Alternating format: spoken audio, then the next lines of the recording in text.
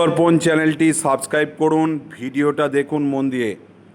অসহ্য পায়ের যন্ত্রণায় ভুগছেন, গোড়ালি ব্যথা আর টেনশন নয়, এই ব্যায়ামটি সকাল সন্ধ্যা অভ্যাস করুন।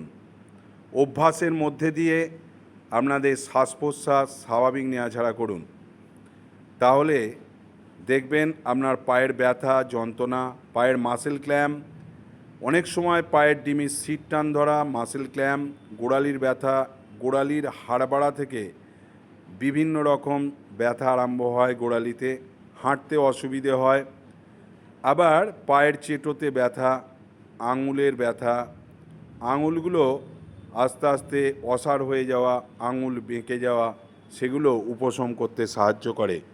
সকাল সন্ধ্যা 20 বার করে অভ্যাস করুন।